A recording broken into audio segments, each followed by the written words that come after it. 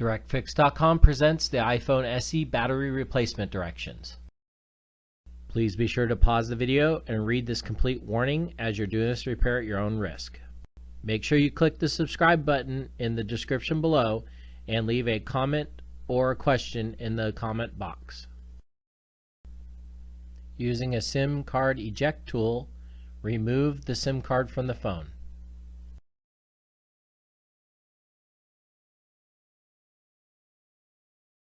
Using a pentalobe screwdriver from DirectFix, remove the two pentalobe screws from the bottom.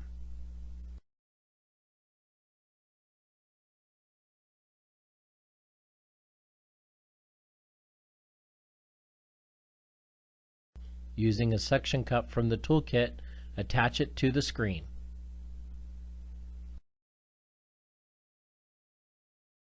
You're now going to gently pull the screen away from the frame.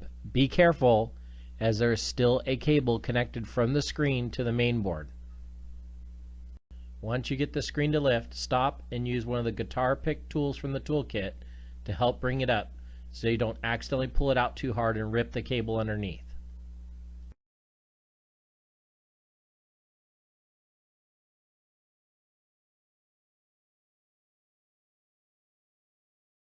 Using a pair of tweezers, you're going to remove the clip that's holding the cable in place. Keep track of this clip, please. Don't lose it.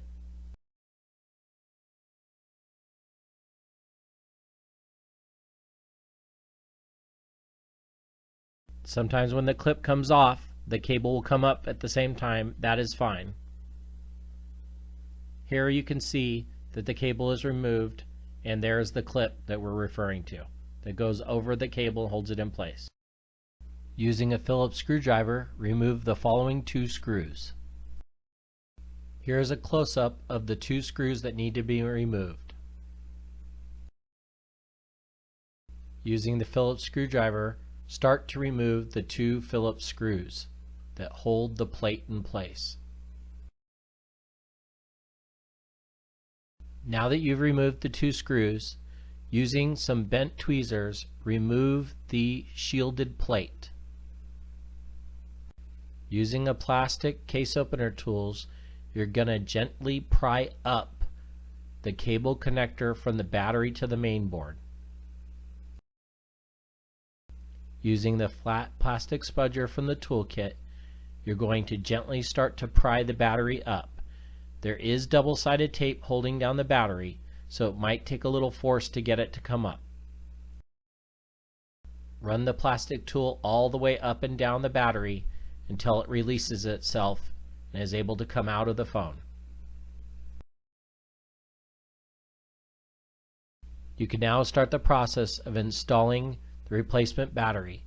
Make sure you use some double-sided tape or some tape of some type to hold the battery in place. Push the battery connector down flat into the connector until it snaps in. You're now going to reinstall the shield that goes over the battery connector. Again, you're going to re-screw in the two Phillips screwdrivers that hold the shield in place. Using the Phillips screwdriver, go ahead and start to install the first screw in the shield. Finish installing the second screw on the shield. We're now going to take the connector ribbon cable that goes from the screen to the main board and connect it. Don't forget about the shield and the clip, which is the same thing, that will hold the connector and of the ribbon cable in place from the screen.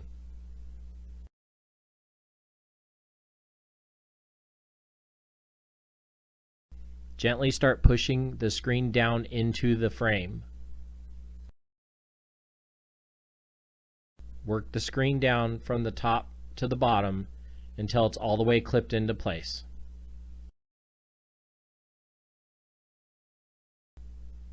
Now with the screen in place, you're going to reinstall the two pentalobe screws.